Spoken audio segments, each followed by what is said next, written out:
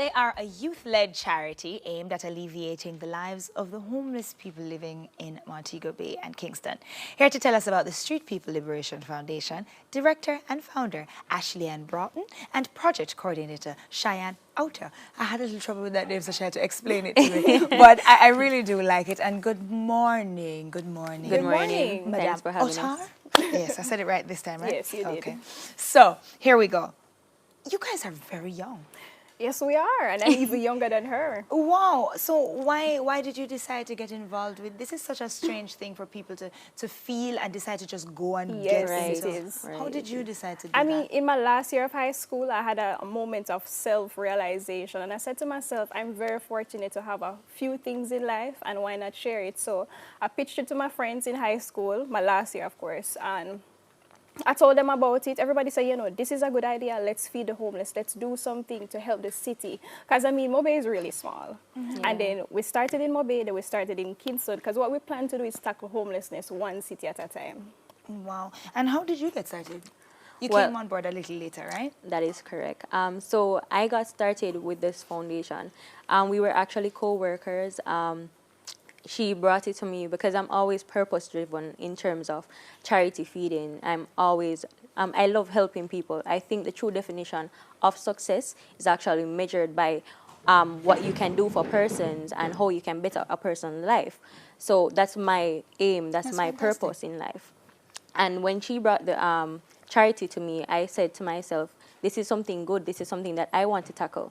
So my team and myself came on board later on. That's Greatness in Action team. So we decided to go ahead and contribute to a good cause later on in the program as well.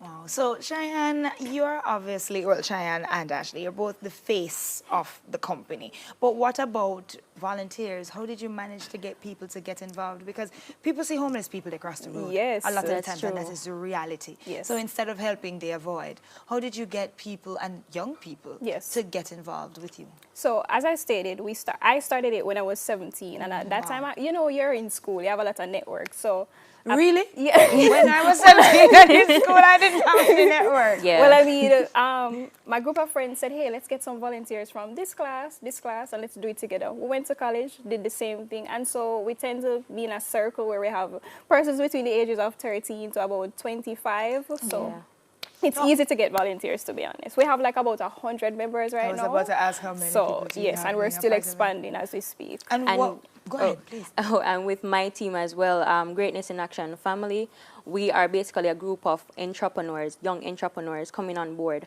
to help a good cause. So we have over 1,000 members right now on board, and we're all about fighting against poverty. So with her project, we are basically coming on board as supporting volunteering and all that. So we have more So volunteers. you guys are registered and like a Well, full force. Literally, we Well, are. she is registered.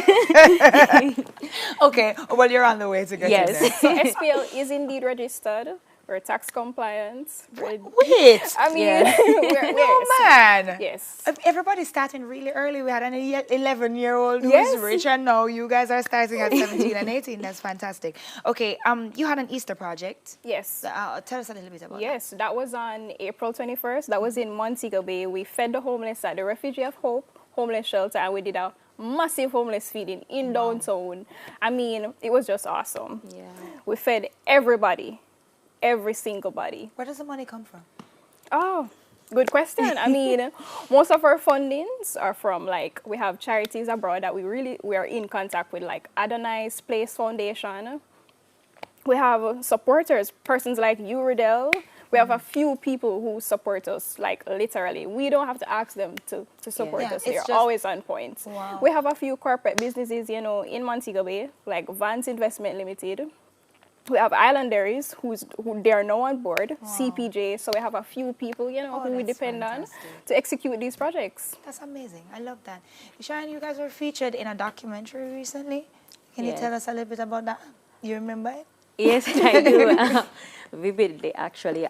So they actually talk about what we're doing as young persons, you know, what we're doing in terms of where we plan to go with this. And we are planning to go Caribbean-wise, you know, take it on a different level, because there's not only homeless people in Jamaica, they're everywhere. they're Exactly. everywhere. Oh, who did the documentary? Well, myself and Ashli-Ann. Yes, Safel Peter King. Okay. He's actually a Yeah. videographer and a short filmmaker in Montego Bay. And he So- just felt like you guys deserved Yes, that and also kind of... Stride Vision TV. They're doing it right now. So right now we're currently So you're all Yeah. over the place. Yeah. basically. Fantastic. How do we get people to be a part of your group? Suppose we want to help, whether it's in cash or kind or Yes. time. How do we get involved? All right. So basically, over the years, we've accepted. Like currently, we're still accepting items, can items, clothing, because a lot of people that don't really like to give charities like Money, checks, because and they stuff feel that. like it's going So into now somebody's we're pocket. currently transitioning to a bank account right now. So it should be ready by roughly about next week. So we're currently going towards that. So persons who want to donate, they can call our donation hotline at 296-4002 and the Kingston donation hotline.